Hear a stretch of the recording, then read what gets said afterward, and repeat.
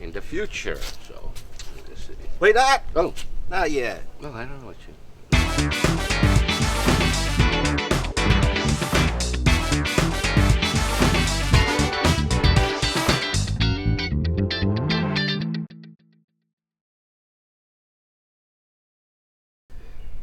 You gotta get so close to me.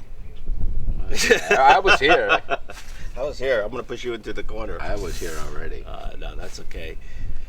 Well, I guess you caught us making.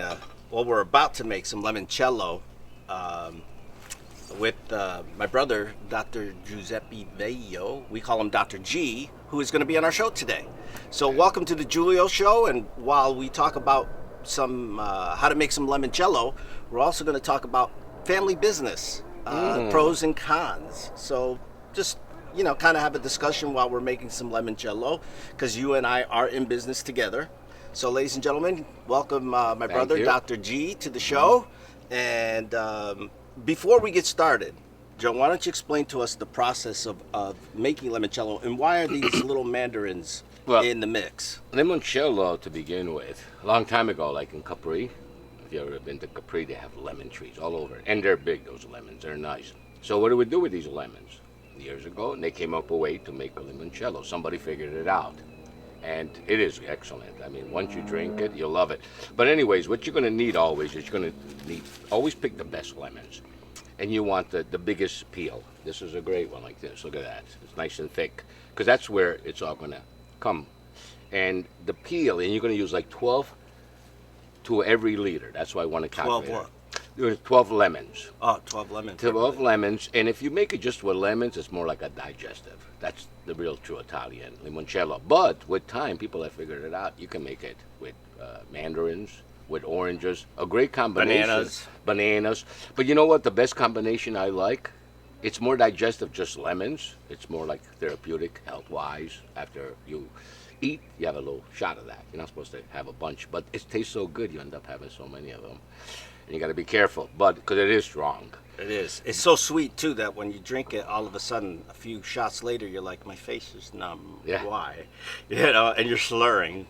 But what I found, one of the best solutions is, I mean, these are mandarins. We can make it this time with mandarini. A lot of people do that, and we kind of say mandarino. With the big oranges too. So when I found a combination of both, even when you put it all together at the end, which is really simple, you get the same color. You think it's all 100% limoncello, but it offsets it. So with the it offsets the bitterness. That bitterness, and it'll go down a lot smoother. Again, much more dangerous, because this is done properly and done right. It tastes good, and homemade is way better than the ones you find in the store. So you need lemon, oranges, and you need whole grain alcohol, which is 153 proof. You could even get stronger than that. Oh yeah, if you find it stronger, even better. Somebody on fire while they're drinking it. Yeah.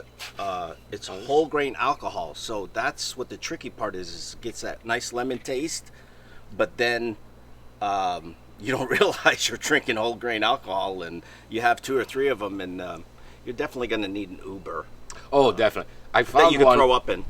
Up in States. It's not easy, but I found one a lot more stronger than this. And yeah, you have to be careful. But then in the ratio, when you put it together, because you know the strength of it, then you know how to play with it, with adding the water to it at the end. So the first step to making it is, first of all, the easiest way is to get a peeler, right? Well, you know why? You have a knife. If you show me a small knife, I'll show you the difference. Show me a big knife, and I'll show you a difference. That's it. Give me a little knife or a big knife. But what happens is when you actually have a knife, and I don't know if you have a small knife that you want to get, very small I'll be knife. back. Okay, you'll be back. And what's happening here is basically, Matulo Posi. Okay, we're going to actually do it here. We're going to show the difference. Like when I do it with this peel, I just go right into it. And I had my dad, he used to do it. And my God, he would use a little knife and he would peel everything. Now imagine the work. And every time he peeled it, he would always, see this white part right here? I don't know the technical name for that. But that with a knife, because you're digging into it, and then he would lay him all the peels. He would lay them on the ground, and he would just cut them with a knife, and I'll show that in a moment. And I looked at him one day, and I said, Dad, you're spending hours and hours just to do the same thing over. And it's great, Julio. This is like, what are you, Crocodile? I got two. Okay, this is Crocodile Dundee, because I was expecting this. But then he comes on and goes, you want a real knife? Well. This is the real knife. But you know what? You could do it with both. But here's what I'm going to do. Here, now, let's do it. So, again, he would take this and he would cut like this. Now look at the big difference, okay? And that you don't want, because when you put that in the jug, we're going to get a jug where once we have all our peels will go in there. And for every 12 lemons or 6 lemons and 6 oranges, I will have a liter of liquor in there, and we'll keep it in there 10 days. But you don't want the white because it makes it bitter. No. So you want it nice and thin so it gets a lemon flavor. So before I discovered this guy for limoncello, this was being used in the old days all the time. Then, because you want to get this effect, so he would cut everything, and then he would go through another process where he would lay every peel, and he would actually sit here and waste all night cutting them down and going over and over, just to let you know this is a whole process to get this. So one day I said to myself, and you still got, no matter how much you carve, you still got some you of still this got left. that, and you still have to keep playing with it until you get the actual lemon peel. So at one point, Wait, why don't you just squeeze the lemon into? Can't you just squeeze the No, lemon you can't juice? use the juice, because what you're getting is out of the peel. This is all the secret. Ah, that smells good.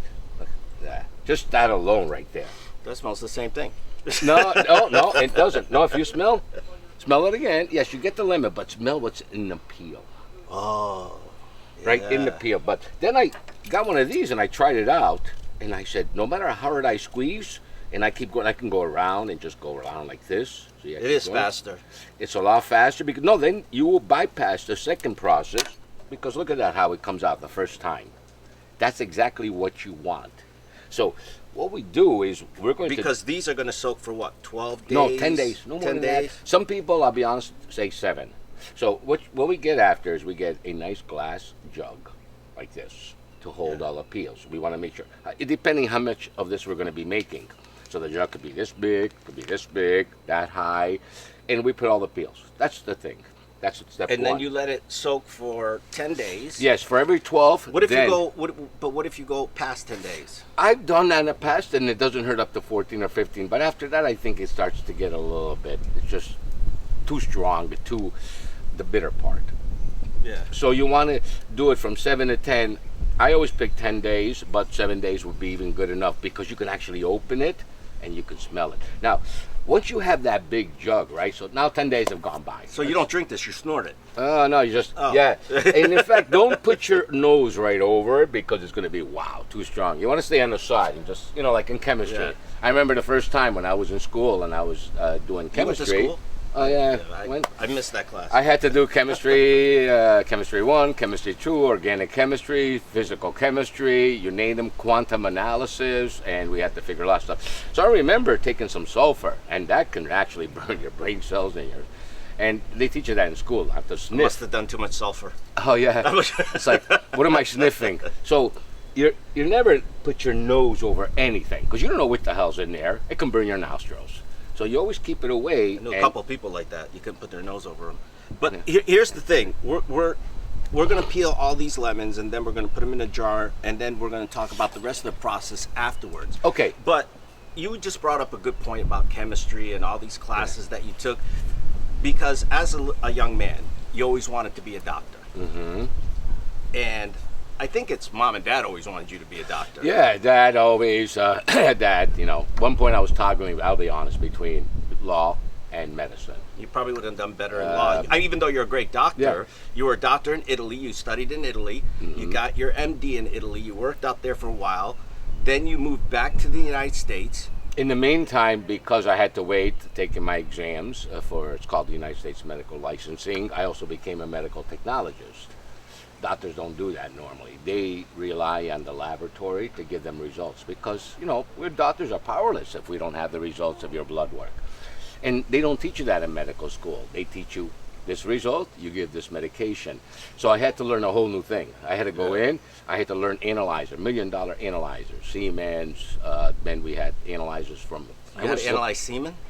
Siemens is a company, a big company. I thought he was analyzing. But doctors have to analyze semen. well, we do have to analyze everything, and that is part of it too. But no, this is a Siemens company, big pharmaceuticals. Then they had these things for Milan, because I lived in Milan. I went to school in Milan. I was surprised how far ahead, because in the laboratory we had this little train that went around and picks up all the specimens and knows. It's like a little train station. It brings it off, it gets analyzed, it picks it back up, it brings it all to. Why does Europe have understand. more advanced medical than we do in the United States? In the United States, we have machinery and advanced doctors. There, they have, like in other countries, a lot of the theory. They really have to learn their material. When you go for a test, you're not just multiple choice. You have to stand up in front of a commission of professors right from the first day. And you have to stand up and you have to actually talk about the subject. How's it start, the definition, the differential diagnosis. It's not just trying to memorize and say, ooh, I know that matches with that. I don't know the why behind it. Where in Europe, they like and love to teach you the why behind it. One of the things I was doing there, the why behind it, I was surprised. I was given, because they knew I spoke fluent Italian and English. I really learned when I was there. So I was doing some translations for the department, the head of the department of the hepatic division, using calculus for the functions of the cell. I didn't know it was that deep. So This is getting too deep. Yeah, people don't realize that even in a function of a cell, you have to study calculus and know calculus. Well, listen, you everything. graduated from there. You did your thesis on what? I did my thesis on Cordyloba antroprophaga. That is a Limoncello. No, it's not limoncello. Believe it or not, it's a bug. It's a very simple thing. But what I was trying to show in this very simple thing, it's a bug that it lives. It's endemic. Endemic means it's only in a certain area of the country. So it could be Africa. So it's not epidemic. An epidemic is when it spreads out to the country and you have an epidemic going on and it's contained there.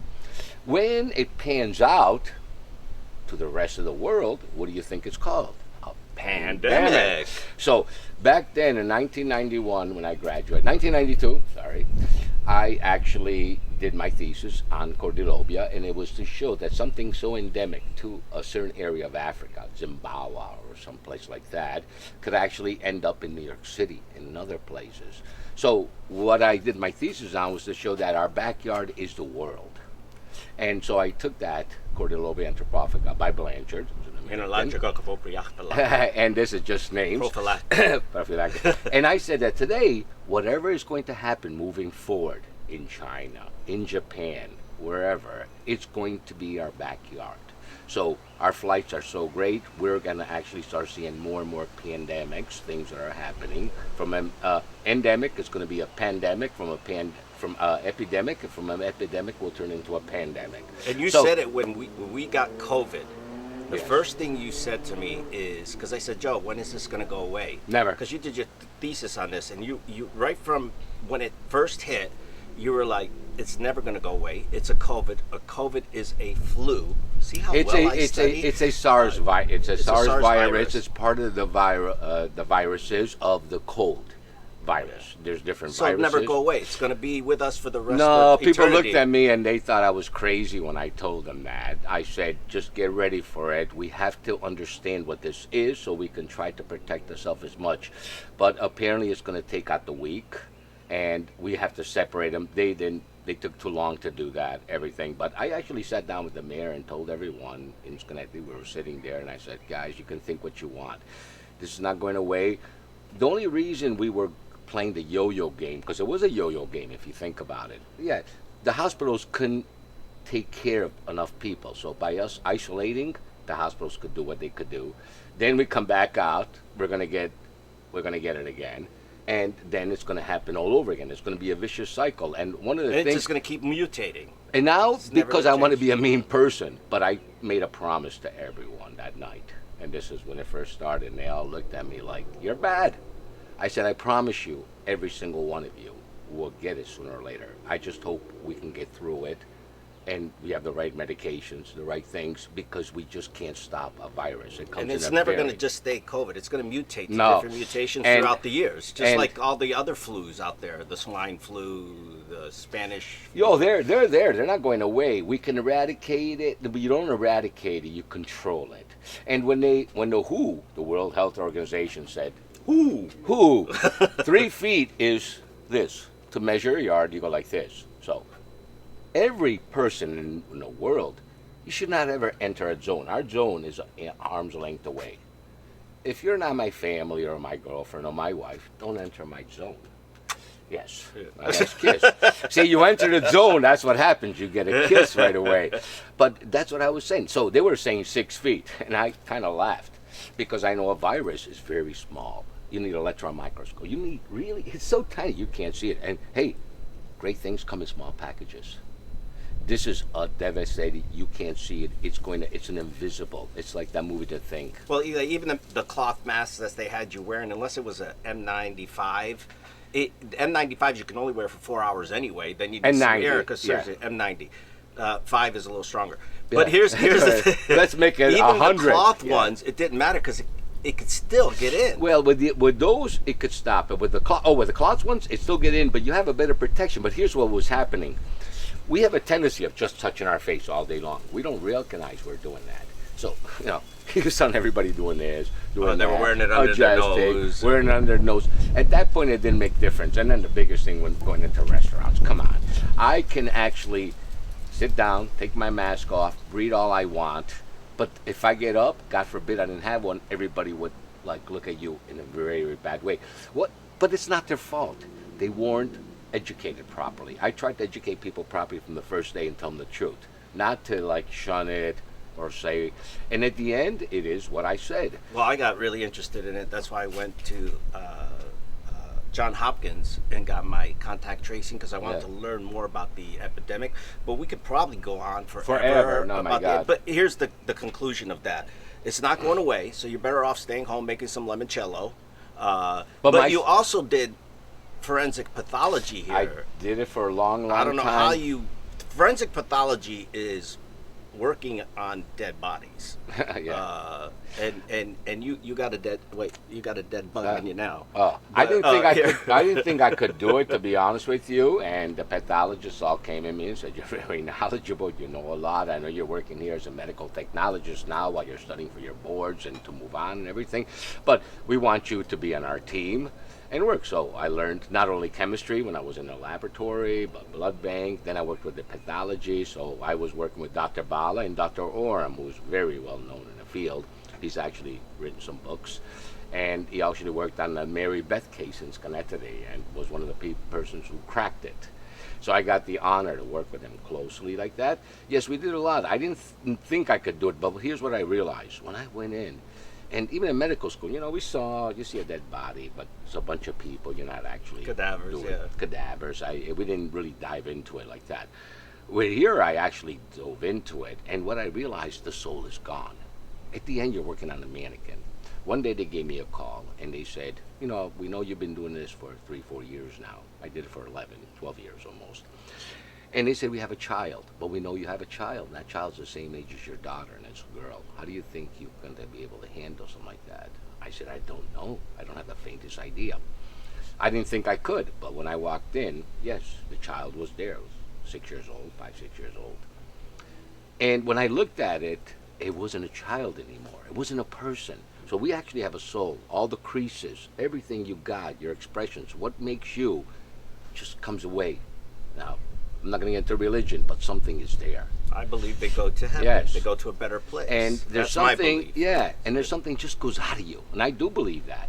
But then I was able to work on it because it wasn't a person anymore. It wasn't that child. I wasn't cutting up a child to go in. The soul to see. left the body. The soul left. So what you have left Back is a in mannequin. his father's hands, and you got but you have to find out what happened. But you have to, because there's no such thing as dying from old age. Even when an old person, it could be 99.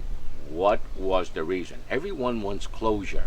No one wants to know you just died. Well, it's funny because the papers used to say died of natural causes. Now they actually say heart attack or there diabetes. is a cause. There's always a cause. Everything. There's no such thing as a natural cause. Well, that's funny because you got your doctorate degree. I got my PhD. I'm a professional hairdresser. So, so I got my PhD. That's what I put on my applications. But I eventually did get my MBA. But here's the whole thing. You went to medical school. You spent a lot of years. You wanted to be a lawyer. I mean, you're great at logistics. You should have been a lawyer.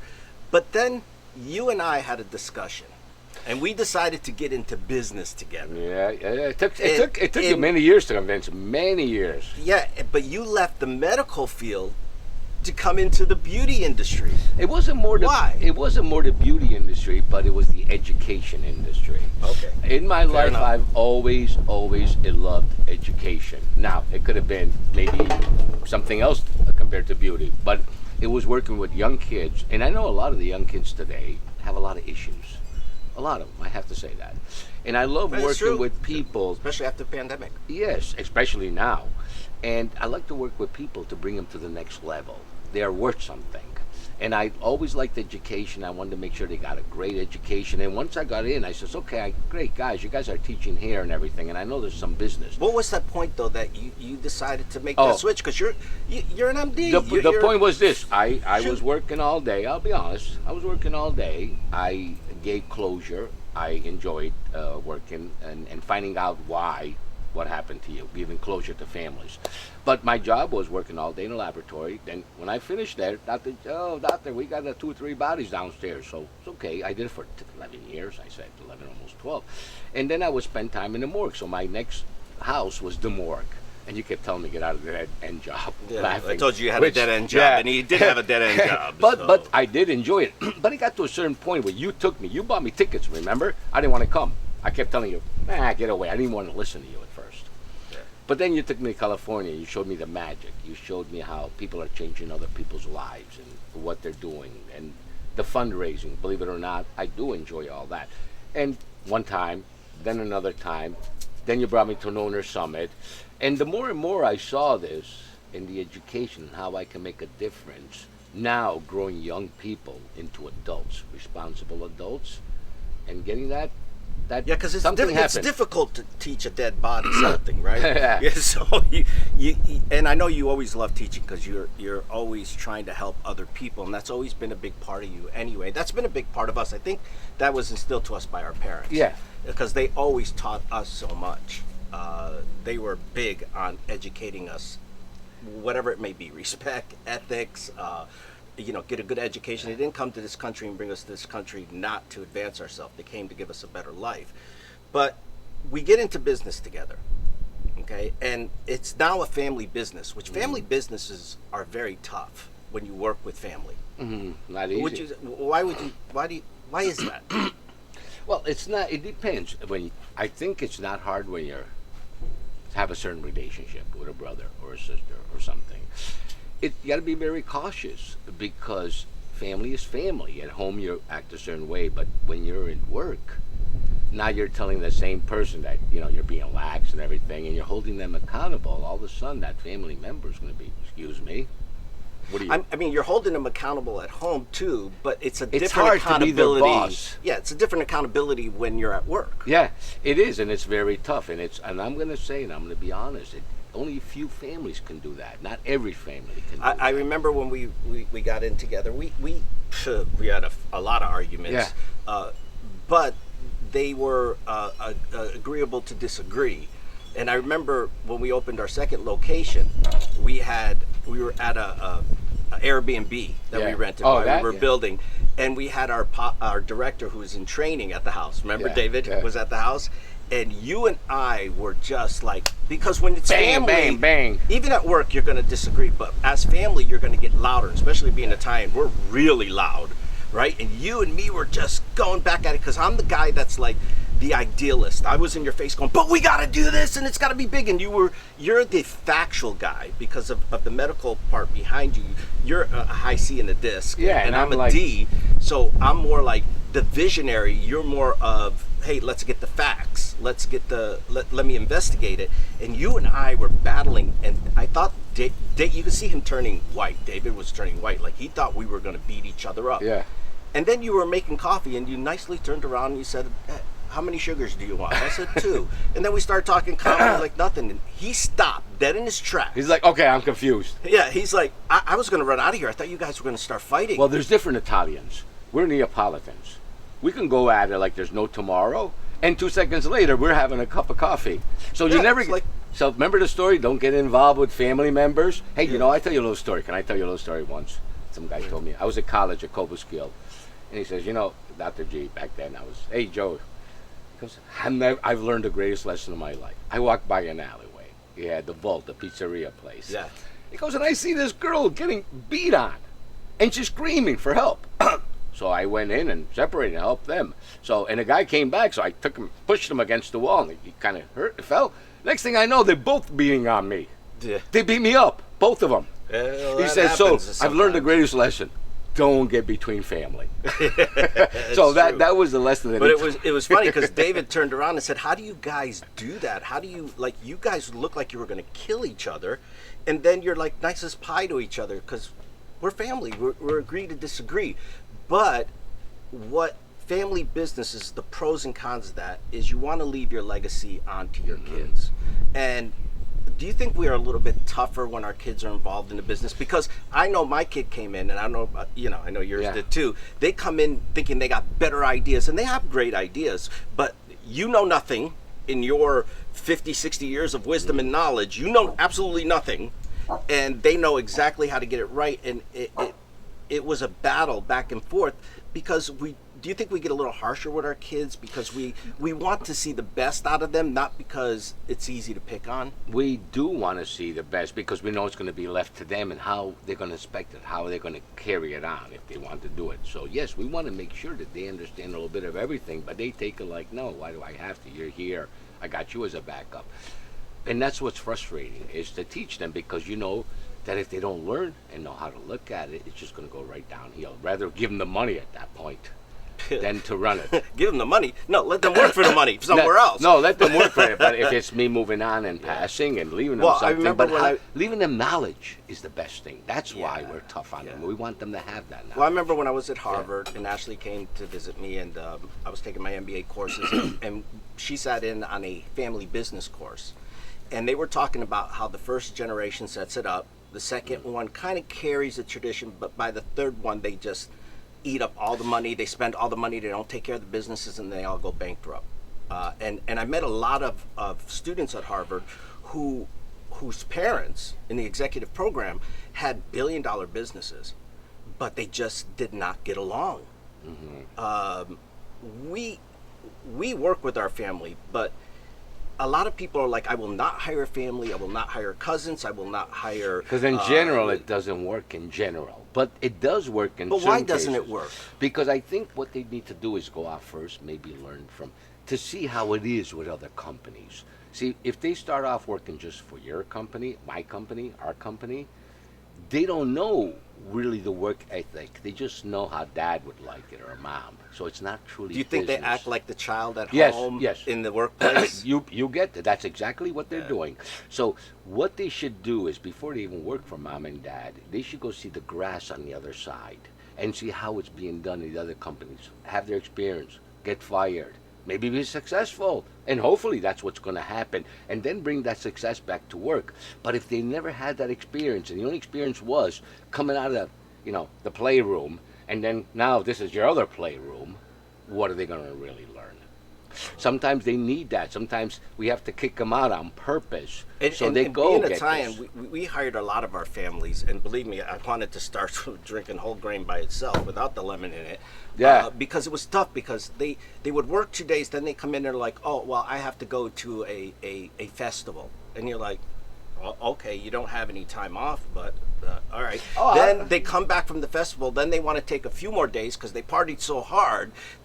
It's kind of like they take more advantage because it's family. They think they can get away with it more, where you and I have held them accountable. The way we treat our other employees, which is fantastic, is the way we treat our family, but we had to let them know. And sometimes we had to fire them. Because it's like, wait a minute, there's no special privilege for you. No, there should be. I'm going to tell you, I truly, truly believe that, let's say they don't go work for someone else. If they want to work for your company, they have to master all. I'm old school, and I'm not just going to put you in a position of power and overseeing people, because you've never overseen people before. So how can you be in that position? So I would rather have my child work facilities. Start off with that. Not because it's the bottom line or anything. No, that is very important. You can't run a company without your facilities in operation. But learn and work aside with that person and learn how to do distribution, ordering, all that stuff. That's important. Ordering and distribution. And there is a lot of regulations in our company run by the federal government, the DOE. Oh my the God! Veterans Well, we're going to get to Affairs. that. Well, that's that. Master that. Like you have hired a person and say, you know what, you're good in that because I know there's another person who can do it. I'm going to move you to another Well, position. I know some family businesses. What they do is they want to make their child a quick CEO, or they want to make them the COO. Big mistake. And they want to put them on the top. With our kids, I know what we did. We said, you're starting behind the front desk as a receptionist. Yes. Then when you master that, then we're going to move you to this office, then we're going to move you to this office, then we're going to move you here. Because you have to get a well balance of everything. Can I? Nothing is given to you. No. Can I tell you one thing I learned this past 2 weeks is I had my director fly in with a co-director. And She could fly? oh yeah, she flew in on Southwest. She It was must have been drinking Southwest. They limoncello. learned how to fly. Oh, Southwest, okay. So they ended up coming down and they said, thank you for bringing us here and showing us that, because you have to, getting back to the kids, you have to work every single department, because what they said, these are the words they said. Now that we know, we can go back and inspect what we didn't know what to inspect. So when we don't know truly how to inspect, yes, we're the director, the owner, whatever, but we have to understand every single department, because that person's just going to tell you what you want to hear. But when you go pry into it, and when we're working with education and federal government and everything, it is such a serious game. This is not a Oh, they'll joke. take your accreditation away and, No, so you can't have just family come in. So yes, I want to make you a CEO, a director, but I want you to show me that you can oversee every single department. Even though you're not doing it, do you understand it? Can you tell me what the rules and regulations are? So that's what the big Do you know how to mistake treat is. people? Do you know how to That's treat another. your employees? Make sure that they treat them well, because some people, they just want the title, even Yeah. in family, they just want the title and the entitlement, but they don't want to do the work for it. And there's a big difference in telling people what to do, and this is what I expect. I get it, but are you there teaching them? Because that's why you should know their job. And if you want respect, if you want people to look up, once they know that you know their job, you got their full attention. If they think you're my superior, you don't know what I'm doing in my office, they'll tell you anything just to make you happy, make you walk away. Now, I know our kids have, well, first of all, let's back up. Yeah. Our sister is a director of one of the locations. Yes. But she worked her way up. From and admissions for 10 and years. and she's doing a fantastic job. My son, who's 26, people are like, oh, you just got it handed to you. No, since he was a child, he worked behind that. Since 16, he worked behind the desk. He worked in admissions. He worked in finance. He had to work, and it wasn't until his latter 20s that he earned his way up to directorship. And he's, I'm telling you, doing a beautiful job. Both of my sons. Your daughter is working through the rank and is working through every department, and she's had a lot of positions. Not in and out, but she's understanding, because of the, especially after COVID, all the regulations got crazy on us. So the pro is that you're leaving your legacy behind, and you're giving them something to inherit and keep working at. You're just not handing it to them. No, and that would be a mistake, because if we did that, at the end, what have we taught them? They're not going to be able. I could give you $1 million, but if you have no knowledge of how to keep that money and to make it grow a little bit, you're just going to dwindle it, and you're going to lose it all. Yeah. And then, why don't you give me $1 million? I can show you how I can treat it. Oh yeah, in a few days, we can all go through money easy. Money comes and it goes. Sometimes it goes faster than you get it before you even get Let's it. look It's at the already been pandemic, promised. or even we're in a mild recession. It's going to get worse, but even during the pandemic, we're just starting to take off. We're just starting to do good. Mm-hmm. We just opened our second location together. Shut down. And we were shut down, and we had to put our house up for mortgage. Everything.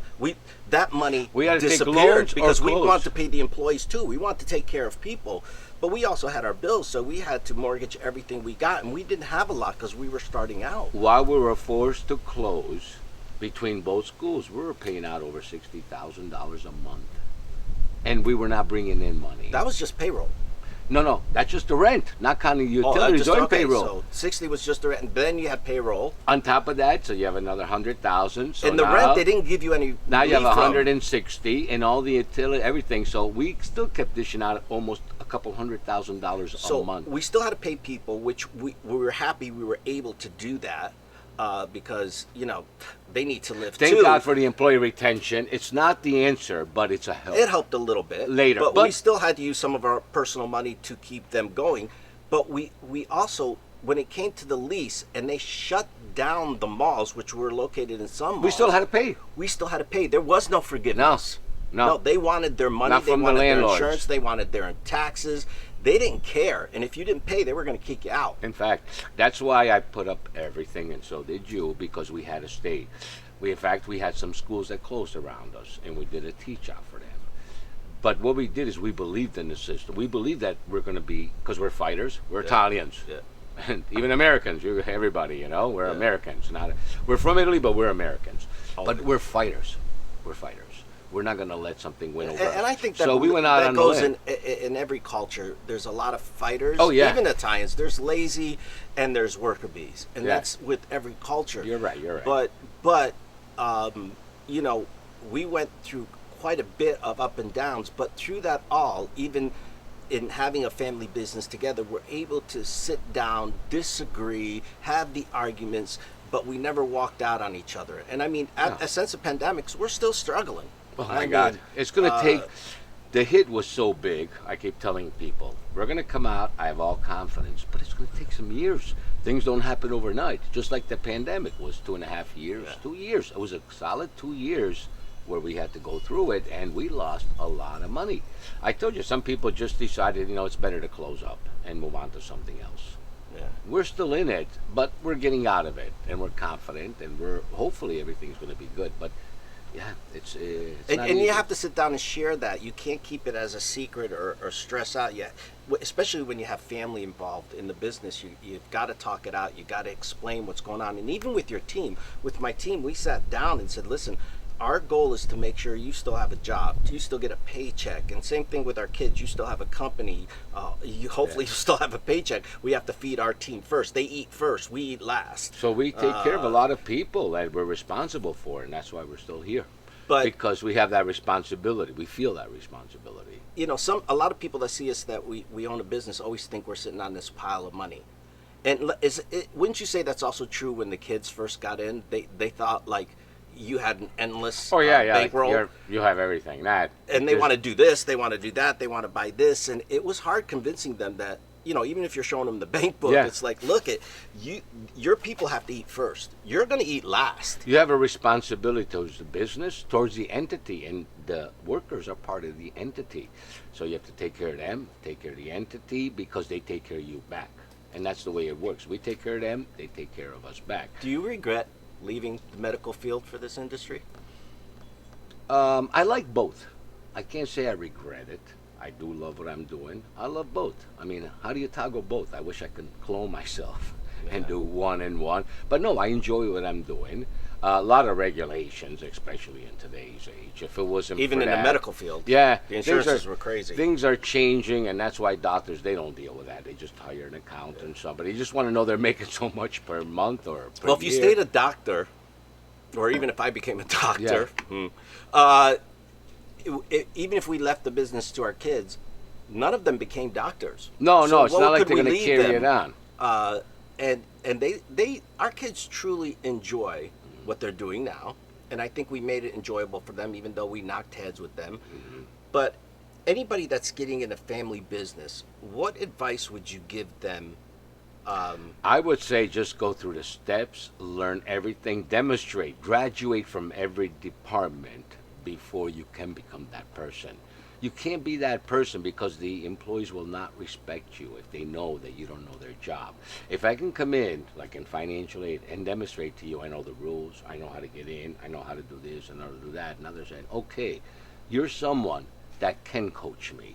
But how dare you coach me when you don't know? You have credibility because you know that position. You know the things that go behind it. You know how to ask the right questions. Because everybody always thinks that a child from an owner doesn't know anything, and they are just coming in because they have been given that position and not earned it.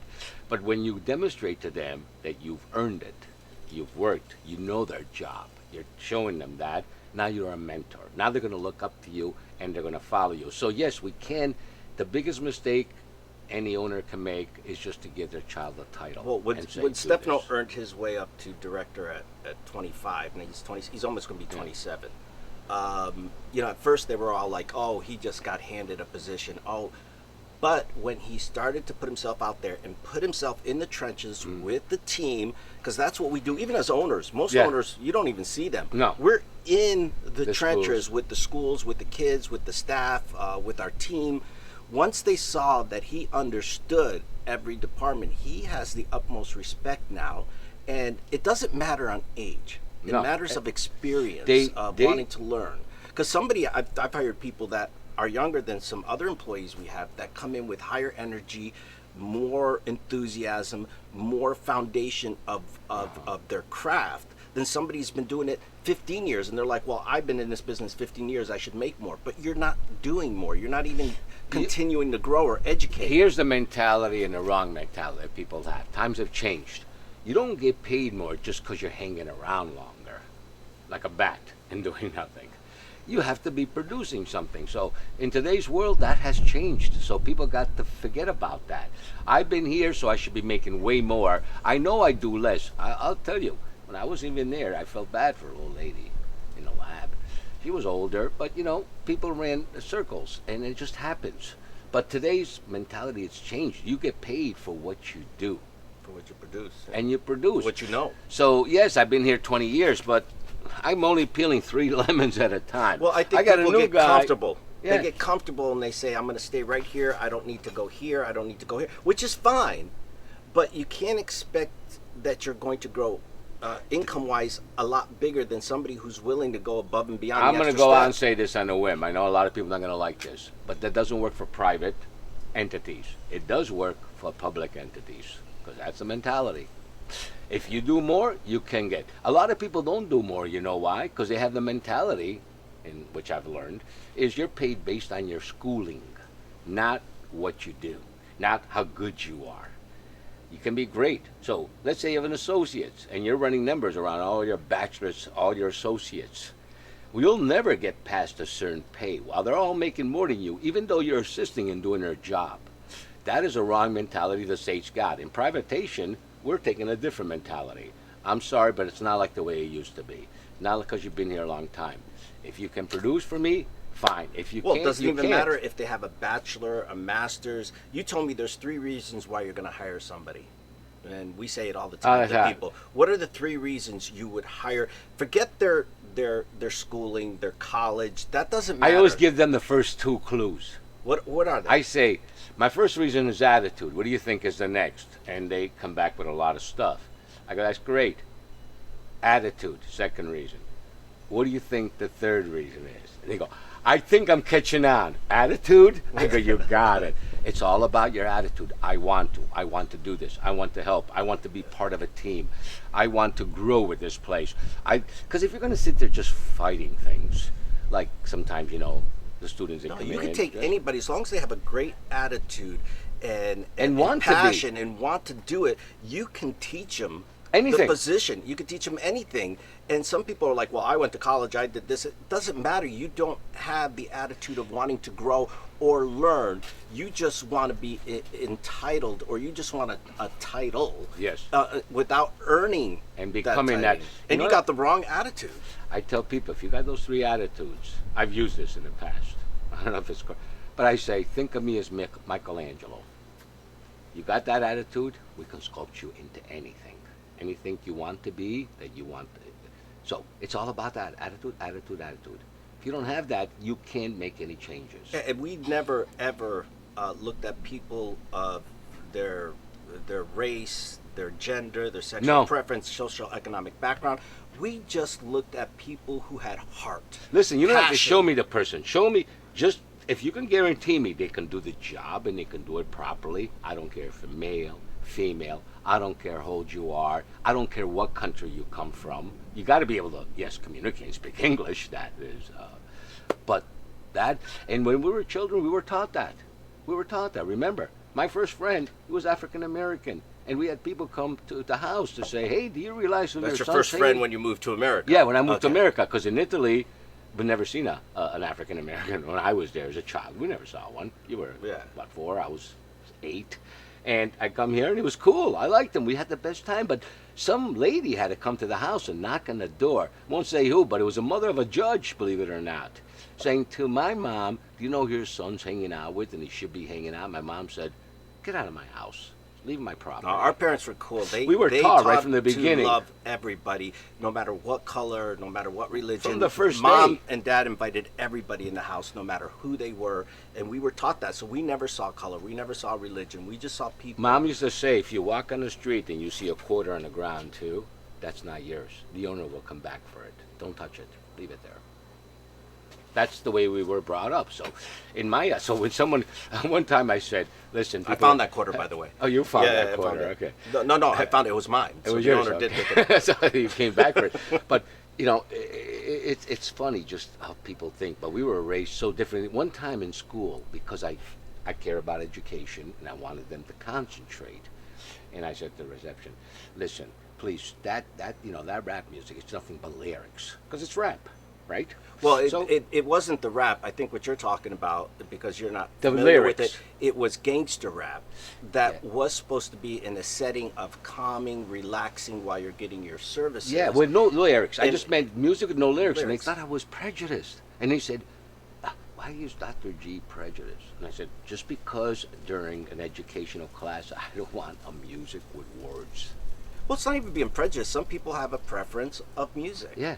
You know, and if that is your company and your company's policy is to play a certain genre, that's fine. We're not saying you can't play. people are always rap, gonna find that. You can't play reggae. You can't play pop music. You can play whatever you want in your establishment or in your home. But if it's the owner's establishment, and you go to like Gap or you go to all these other stores, they have a certain genre they play. Oh, and you know what? When it's the energetic music, I want to play that reggae. I want to play that, that lyrics and a rap and everything. But it's got to be happy music. Yes, happy music. But then when it's toned down and people are in classrooms, we need to put that light classical. Well, because there whatever are back, those or songs that are very technical. vulgar and demeaning to women, to men, to a lot of But people. right away Well, they we want to don't make it do a that. race. Even that, a lot of things. So I just don't pay attention to it because I know who I am. Yeah. I know that we were brought up when you're, and I look at a person as a human being. I love when the Dalai Lama said that. He actually said that one time, and he got up on a stage and he said, "I'm going to speak to you as one human to another human." You know, he was a That's lawyer, right? Originally, No, he no, was I a didn't lawyer. know that. Yeah, originally he got his law degree. Oh, Yeah, the Dalai Lama was a lawyer, but he did something totally different. And today, a lot of people get out of college do something different. But everything you're talking to me about is what we instill in our family business. yes. There is no exceptions. No. There is no different rules for them. They have to follow the same rules as everybody else, and they have to respect the culture and the system and people.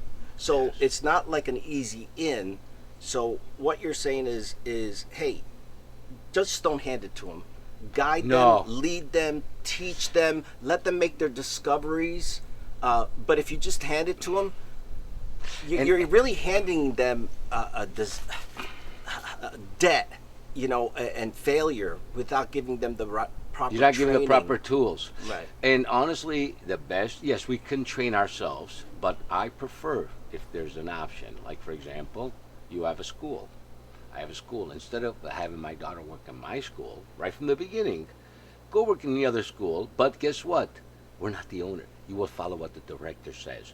So they need to understand working someplace else and grow from that. Then they can come to us and say, "Listen, I've done this," because it's too easy to get off track. Because it's dad. Yeah. It's mom. We love our kids unconditionally, no matter what. I think the kids today too, though, they really want to work, but moms and dads sometimes become a helicopter parent or I call them lawnmower Yeah. parents, because they will clear the path and they won't let their kids make discoveries, or they won't hold them accountable to a commitment. They overprotect them right And now we to don't the make them point the where they don't decisions. understand that Yeah. if I made a commitment to work or learn, I got to stick to that. But now it's just become, and I'm talking about my own kids too. I don't mow the lawn for them. I don't clear the path. Allow them to make the mistakes. And I know you do the same thing. And a lot of parents out there that have businesses that they want to hand down to their kids and so on need to understand that teaching them and guiding them is not going to be easy. It's going to be difficult until they understand the separation. But like Dr. G said, get them out there working, get them out there getting some experience, so they know what it's like to work for somebody else and to follow a system and to follow rules and to work with other people. I love the fact that we had this discussion. Yes. We got to get back to the limoncello because we gotta peel these things, and then we're going to tell you the rest of the recipe as we get it all into the vase and pour in the whole grain. So we're not done yet. We're going to finish it up on that, but we're done on the pros, of family business. I think we had a good discussion on that, and a lot of people do struggle with that. I know that for sure, and sometimes. I would never be upset if my kids never wanted to work for the company. No, I would, if I could, I'd sell it, retire nicely, and just don't give whatever's them left over, which I'll make sure there's none because I'm going to spend it all, they can have when I'm dead. We just cannot give them a title without them earning that title, because we're just not helping them if we do that. So as parents, we are failing by doing that. And if you're not them, we're failing. And if you're a child of that your parents do own a business that you're going to inherit, understand that they have a lot of wisdom, they have a lot of knowledge, and I had to learn that as a young man too with my father, is yes, you've got brilliant ideas, but also understand that they've done some of those ideas, it didn't work, so talk to them, communicate more with your parents as you inherit the business, get the passion and desire to understand that business rather than just walking in thinking, get out of my way, I can run it better than you. Maybe you can, but in the meantime, you have to have a good, strong foundation. Yes. Learn that foundation, learn what made them successful. Well, look at Dad and Mom brought the business, or Dad and Uncle brought the business to this level. It's worth so much. They must know something. Hello. Yeah. So I'll leave you with the last story. There was a guy who sold hot dogs, and he used the best ketchup, the best mustard, the best hot dogs, the best buns. I mean, he used all quality for his cart. And his cart was full every day. People were lined up from everywhere to get a hot dog from this stand. But when he retired it and turned it over, because he made millions of dollars. I mean, don't mistake in those hot dog carts. He turned it over to his son, and his son said, "This is what we're going to do. We're going to cut costs so we can make even more money. We're going to get the cheapest ketchup, the cheapest mustard, the cheapest buns, the cheapest hot dogs." Unfortunately, that cart folded up and went out of business. And unfortunately, the dad wasn't alive to see that. But that's what happens is people want to go in and cut what's working perfectly. Now, you can make some adjustments, but don't cut the quality. That's what made you famous. That's why you have to understand. There. Yeah, that's what's there.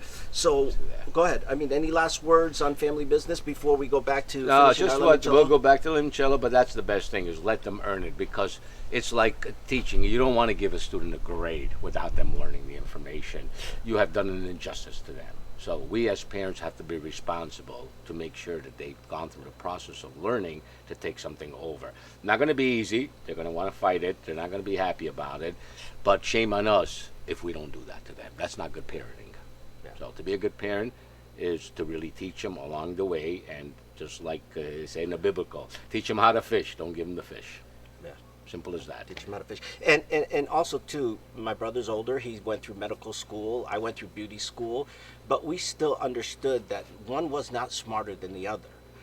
We both had our gifts. We both have our qualities. And I'm glad that we're in business together. It's technicality. Because there's nothing like family.